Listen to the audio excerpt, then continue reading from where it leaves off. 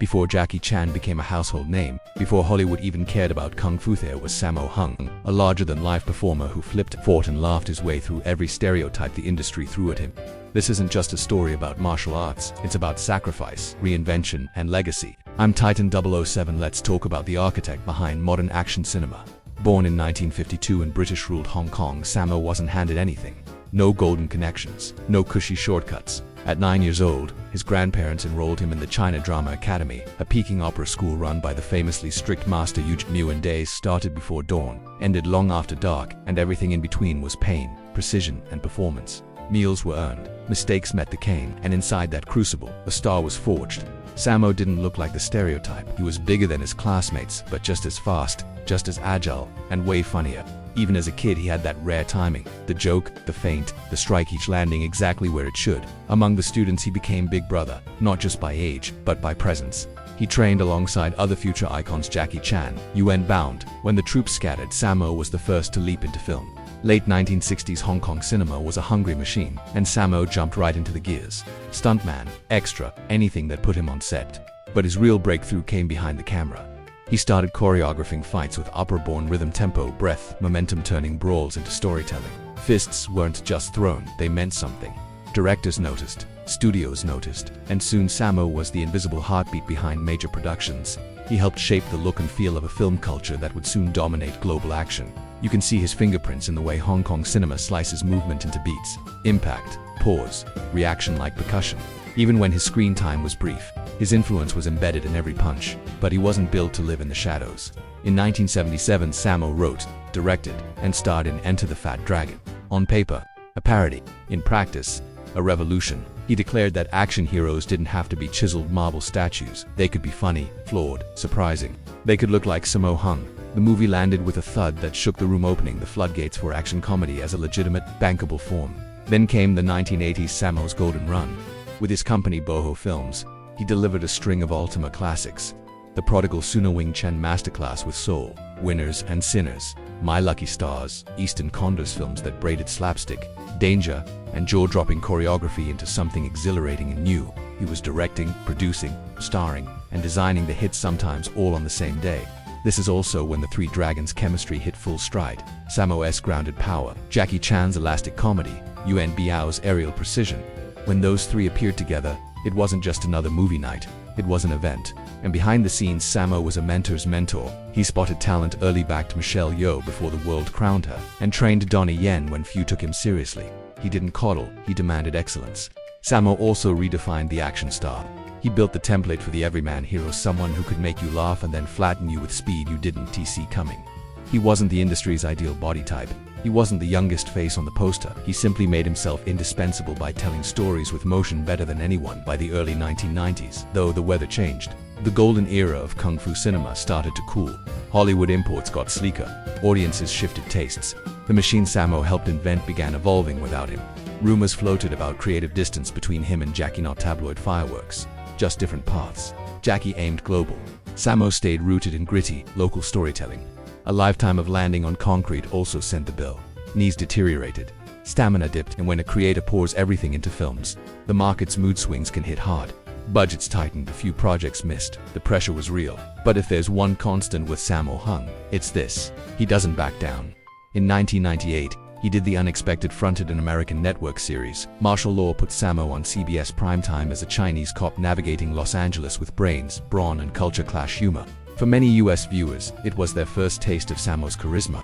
The show earned fans, but behind the scenes, the Hollywood machine felt constricting. Rules, unions, schedules, and less freedom to design action the Hong Kong way. After 2 seasons, it was over. He went home older, wiser, and creatively restless. Back in Asia, everything had moved forward. CGI was replacing the practical stunt vocabulary that made him a legend. Younger stars crowded marquee. Sammo wasn't out, but he wasn't in the center anymore. Roles got smaller, budgets got tighter, and the personal cost of a life spent on set caught up. His first marriage didn't survive the grind, those missed nights, those scenes planned instead of moments lived. Stability returned with Joyce Cadenza, former actress, co-star in Eastern Condors, and the partner who helped anchor him through the turbulence. Sammo's reputation for on-set strictness sometimes made headlines. He clashed with younger performers when he felt the craft was being disrespected, but underneath the bark was a man guarding an art form.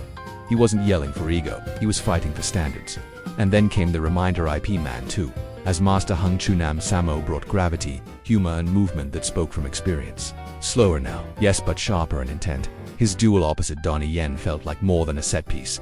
It played like a ceremonial passing of the torch, old guard authenticity nodding to the new era while insisting the soul of the craft survive. From there, Sammo chose roles that respected both his age and his body: mentors, retired fighters, elders who carry storms behind the eyes. He directed agently. The rooftop dives were done, but the storytelling was deeper. The voice, the look, the present, still commanding. He's been honest about the toll. Knee surgery, diabetes, the reality that no one, not even legends, outruns time. He's spoken about regrets, not career moves, but the human ones. Time with his children, the ordinary days eaten by extraordinary ambition. If he could do it again, he says he'd still choose film, just with more balance. Here's the paradox. Global fame crowned some of his peers: Jackie Chan on red carpets, Jet Li in prestige epics, while Sammo's fingerprints quietly covered the genre. He choreographed fights like ballet without losing the hurt. He fused comedy with combat without cheapening either. He proved you don't need the right body to move with grace. You need discipline, timing, and courage. And look at his ripple effect. The rhythm of modern action editing, the way a fight breathes, the swing between danger and laugh, the insistence that movement carry emotion. So much of what we cheer today began with Big Brother redefining the frame. But this story isn't hagiography, it's honest about the cost. Fame gave Sammo a platform and took pieces of his health. Cinema returned applause and kept pieces of his life. The fight scenes we love, they were beautiful because they were painful, earned with bruises you never saw.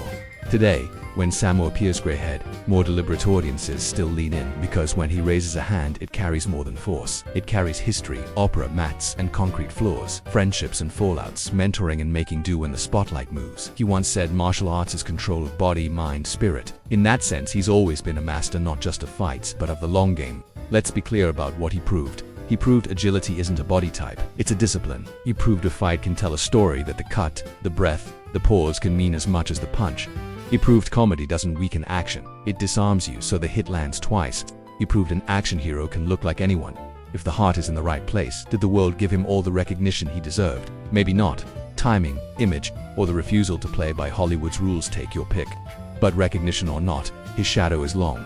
It stretches across every kick and perfectly timed fall you cheer today. Sammo Hung didn't just enter the dragon, he built the arena. He taught a generation how to stage impact, when to hold a beat, and why the camera should be close enough to feel the cost. He wasn't the flashiest, he wasn't the prettiest, he was the one others learned from.